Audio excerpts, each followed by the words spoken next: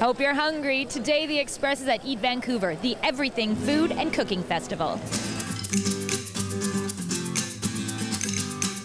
Coming up, celebrity chef Bob Bloomer dishes on culinary tourism. The show is really based on things that I love to do, and I'd love to do exactly that. Just go to places, learn about things, volunteer to pick grapes, or volunteer to work in a kitchen.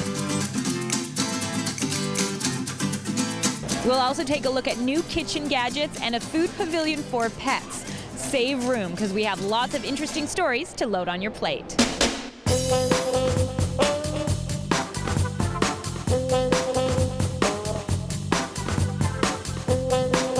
Also on today's Express.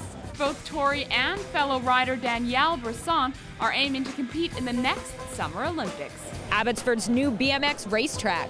I enjoy being able to create something out of almost nothing. It's just me and a piece of paper. The Life of Paper live theater experience. Children have few inhibitions. They love learning about new things. The wonderful world of creepy crawlies. When I first came to Canada, sushi was pretty weird. And your culinary confessions. Pork rinds with ketchup. That and so much more.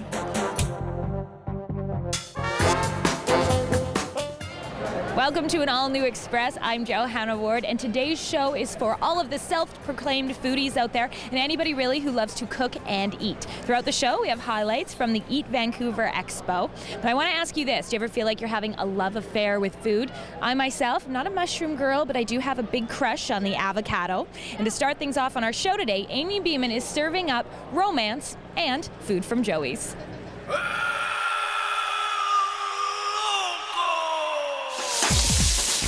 Bring an appetite for the extraordinary, because it's time for lunch at Joey's.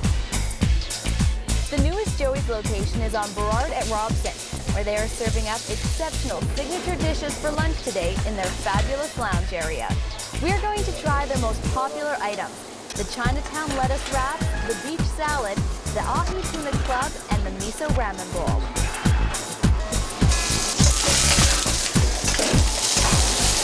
Have you guys had lunch yet? Would you like free food at Joey's? We have salad, we have ahi tuna, we have lettuce wrap. The food looks and smells amazing. Sure. Okay, come on in.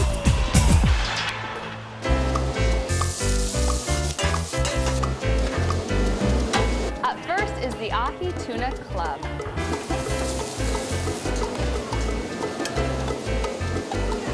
There's onion rings, there is very nicely cooked tuna salad. It's delicious. There we go. Now the Chinatown lettuce wraps with chicken.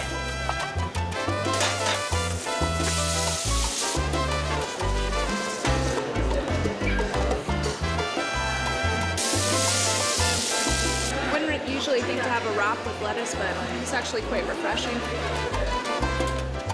And now the miso ramen bowl. It looks amazing.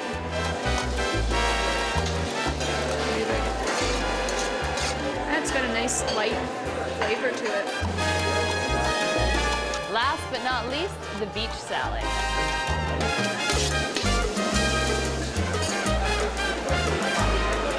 I really like how they've updated salads these days, like by mixing fruit in.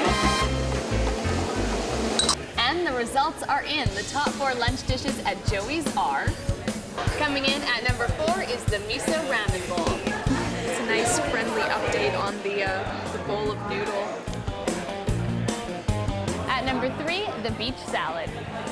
And perfect for a day like today. It's just like you don't want to eat something too heavy.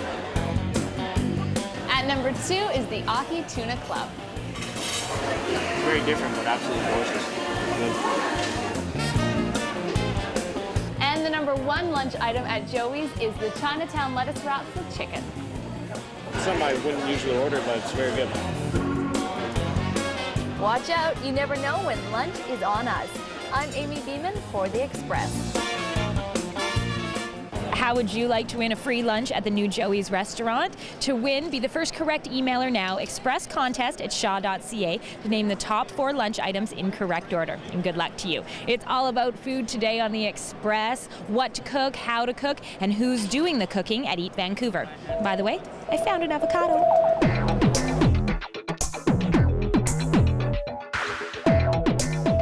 Later, Glutton for Punishment's host, Bob Bloomer.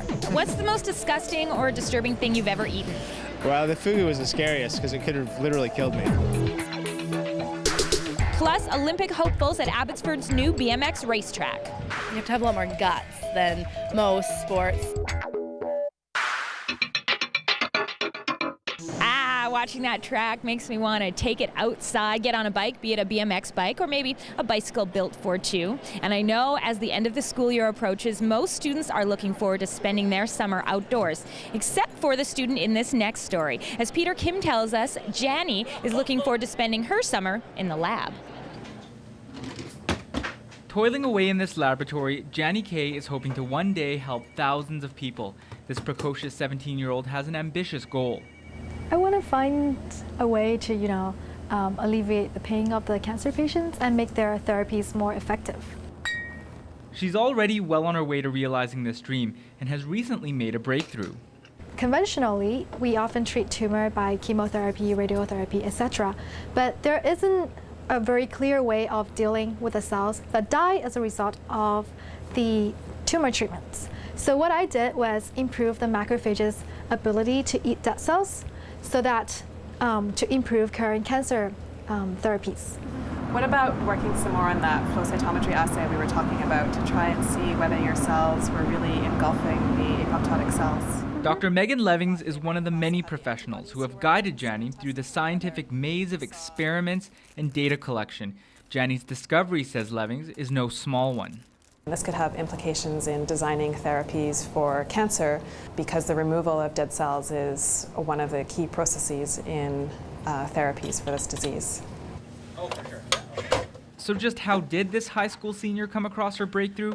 Well, it was by carefully observing what happens when our body's immune systems engulf dead cells, a process known as atheroscytosis. Atheroscytosis leads to the secretion of TGF-beta. So as you can see here, it's an apoptotic cell here, and then macrophage here. So when the macrophage engulfs the apoptotic cell, it secretes TGF-beta. So the more TGF-beta that's secreted, the more the atheroscytosis that's happening. She discovered that by stimulating an enzyme, more of this byproduct was produced, which meant more dead cells were being consumed.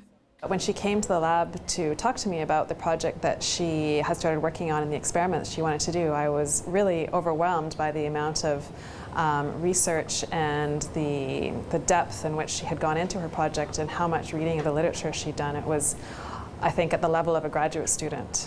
For Janie, the road to this discovery was a long and arduous one.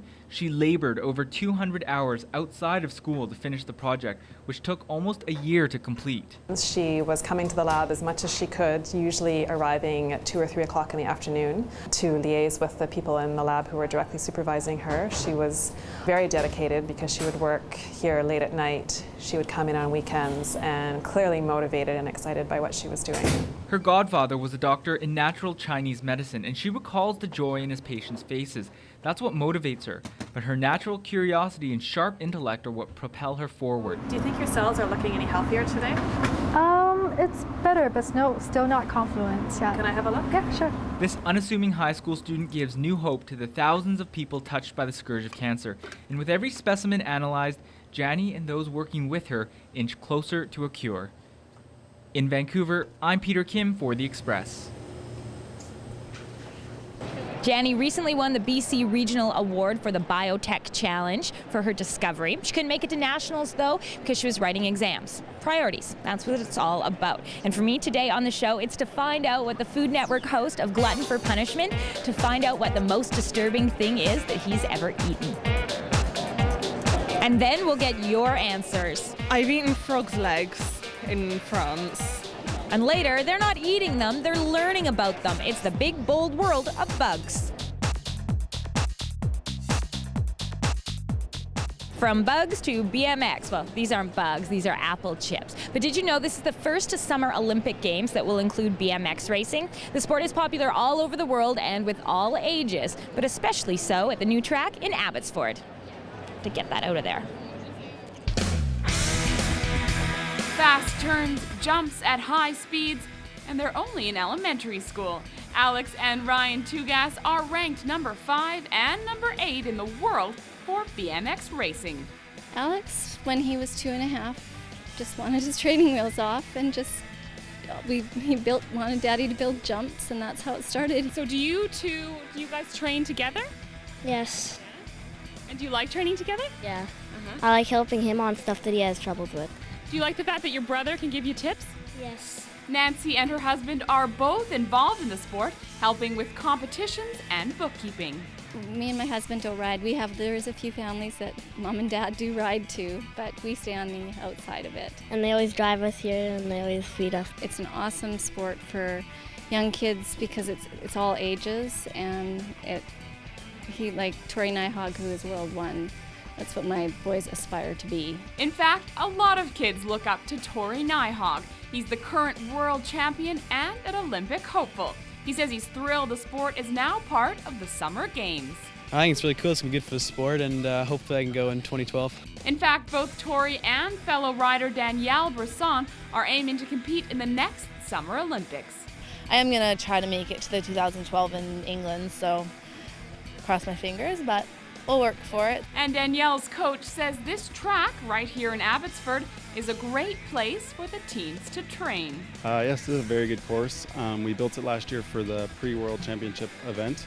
It was built by the UCI track builder, Tom Ritz, who also built the Olympic track. Danielle says she's addicted to the sport that started as a hobby when she was just a kid. It's such a thrill to, it's not your usual girl sport, I guess, so it's such a thrill to go from, I used to swim, so it's like, it's a lot more, you have to have a lot more guts than most sports. And don't think this sport is only for kids and young adults.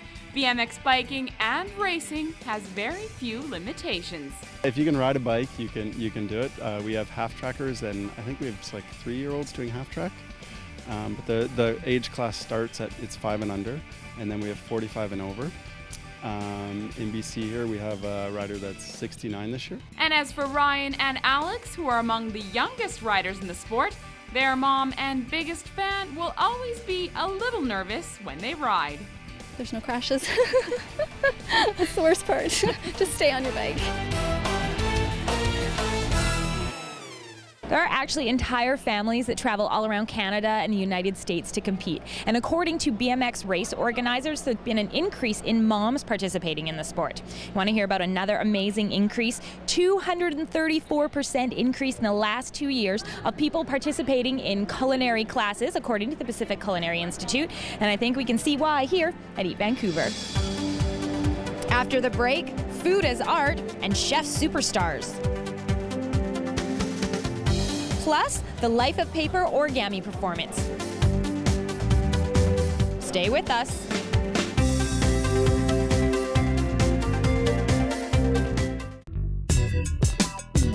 Hair services for the Express provided by the Lounge Hair Studio.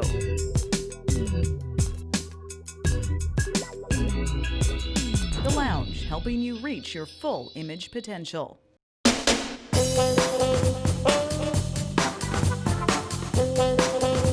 Welcome back to The Express. I'm Johanna Ward, and we're at BC Place for Eat Vancouver. There's so much to do here, so much to see, so much to eat. My stomach is actually growling, even though there's all this food around. There's also a big focus this year on world culinary travel. We're going to talk about culinary tourism coming up after we head out to the Bug Lab in New West with Aaron Shaw and some budding entomologists.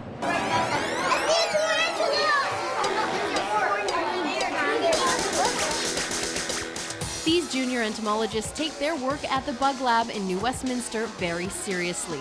Their empirical research is broadening their already impressive knowledge of the insect world. I have lots of bugs in my front yard. There's thousands of them. You just take up the log and then there's thousands of them. Have you learned anything special about bugs today that you didn't know? I didn't know that they could grow up to the size of your ruler. Jennifer Heron is the head entomologist at the Bug Lab. She's seen even the most squeamish kids get excited about stick insects, millipedes, and even cockroaches. They've usually not held an insect before or touched an insect, and so sometimes they're a little shy, and then usually they warm up to it. Children have few inhibitions. They love learning about new things. They're fascinated and curious, and just that initial response from children is really neat. It's energizing for yourself. You get really excited when a child learns about something new. She says the lab setting of what is basically a bug museum allows kids to take charge of their own learning. When you give a child a lab coat, it empowers them to think and be a scientist and an entomologist. And so it's all part of the whole experience. You really want a child to feel like they're investigating and learning and searching for answers, and so that helps. The Bug Lab is privately run and funded through admissions, school groups, and gift shop sales. Most of the bugs here used to be pets, but the really important question is, what do the kids think? It's really fun because you get to see all the bugs that you've never heard of before. Why do you like bugs so much? Because they're kind of like gross and slimy and they feel weird. We only hold 3 bugs. They feel really ticklish. You guys, do you really like bugs? Do girls like bugs? Yeah, some girls do and some girls don't. Another day at the office for these little scientists. I'm Erin Shaw in New Westminster for The Express. The Bug Lab is open year-round, and it's not just for kids. They do special tours for anybody interested. And I think one of the coolest things is the Bug Lab's Entomology Arcade. And what's the coolest thing at Eat Vancouver? I don't know, the famous faces, the surprising sculptures. I have appetite for them all.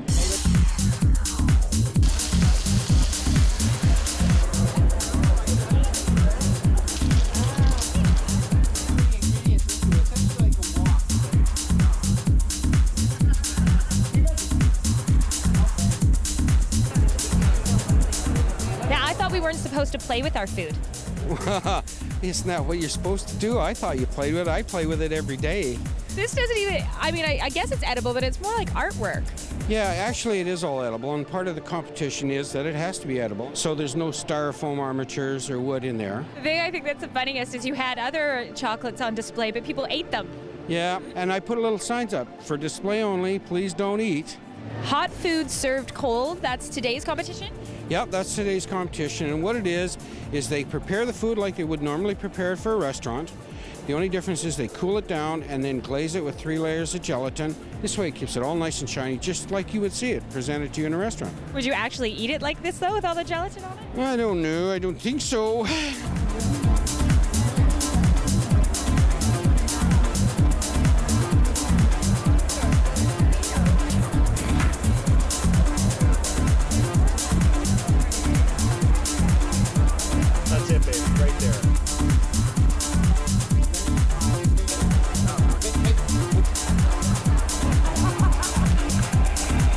The star of Glutton for Punishment, what's the most disgusting or disturbing thing you've ever eaten? Well, the fugu was the scariest because it could have literally killed me. And yet you ate it anyway. I ate it, and then it was kind of bland, to tell you the truth. It must be such a fun show to work on, and I think it's interesting too because there's such a rise in the trend of culinary tourism. That is true, and you know, the show is really based on things that I love to do, and I'd love to do exactly that. Just go to places, learn about things, volunteer to pick grapes or volunteer to work in a kitchen. You know, I have a show, so people think, oh, well, of course he can do those things because he has a show. But the truth is, the show is modeled on what I was doing before I had a show. If there's a restaurant they love and they want to learn about it, just go talk to the owner and say you'd like to work on the weekends for free, and you get a really great exposure to the restaurant. Anybody can do that. There's no barrier to entry for that. Is this when I ask you if I can come and volunteer when you go on your next wine tour? Yes, well, I do need someone to, you know, to hold the glass off camera, as long as you can keep up to the...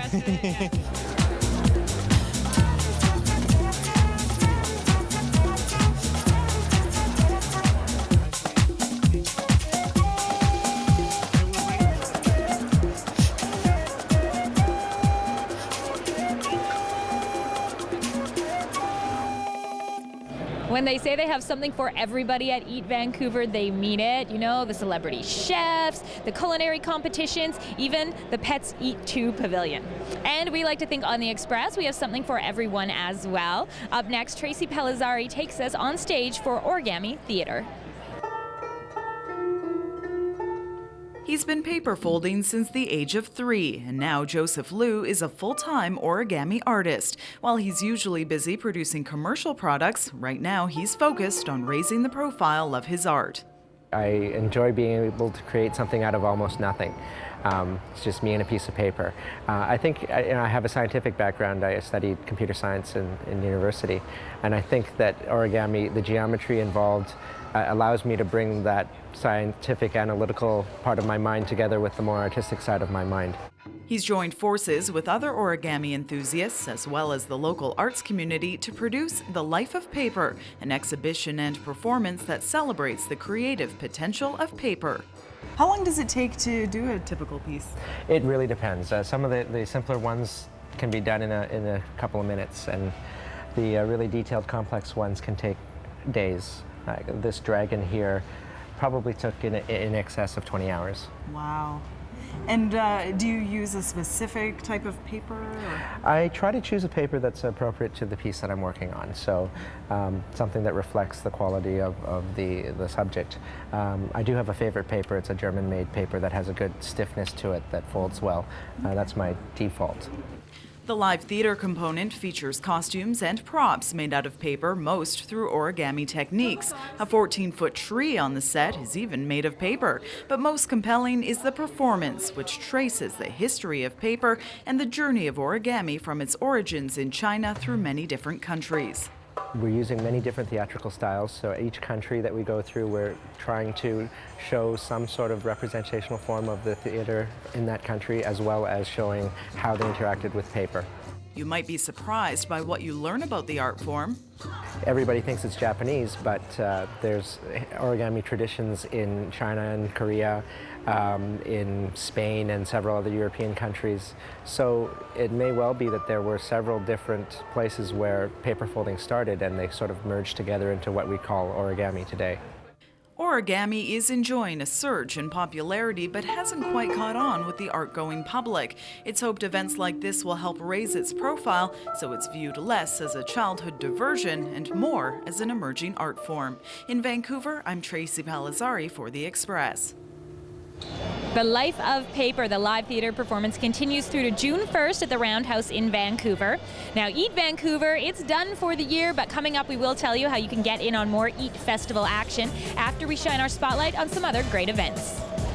The Walking Fish Festival is Vancouver's leading emerging theater artists festival. Playwrights, actors, and directors create original one-act works. The Young Stars Festival features musically gifted children ages 6 to 14. The audience gets a chance to vote for their favorite performer. 2 days, 200 kilometers. The 24th annual Bicycle Trek for Life and Breath supports the BC Lung Association. And food, food, food. That's what we've been talking about today on this show. And we're continuing that talk on the streets of Vancouver, where Zach's asking about the weirdest thing you've ever eaten. Well, I'm a vegetarian. And therefore, the weirdest thing that I ever ate for the first time was a hot dog. English food, beans for breakfast. Beans? Yeah, what beans? When I first came to Canada, sushi was pretty weird, but I've become accustomed to it and I love it now. I've eaten frog's legs in France, and they were weird because it still actually looked like a frog's leg. Pork rinds with ketchup, and somebody threw gravy on top of it. I don't think I've eaten anything weird in my life. Weirdest thing I've ever eaten would be a chili made out of snake. Tequila worm? What's that? A tequila worm? What's that? It's a worm in a bottle of tequila. Oh, probably raw fish or sort. Like sushi? Yeah. Oh, but he likes to eat raw beef too. Oh, steak tartare. Oh yeah, yes. I like that, but the fish, that's another matter. Yeah. The weirdest thing I've ever eaten. I'm actually a bit of a baby around that stuff. I guess maybe octopus. But cameraman Rob says he's had chicken's feet, which is pretty gross considering he's a vegetarian. In any case, Eat Vancouver, it is done for another year, but you can look forward to Eat Fraser Valley. It's happening in September at the Tradex in Abbotsford. You can also look forward to some great shows this week on The Express. We'll be there for a new season of Bard on the Beach, and we'll also take you to the BC Sports Hall of Fame 2008 inductee gala. I'm Johanna Ward from all of us on The Express. Thank you so much for watching. Happy eating, and we'll see you next time.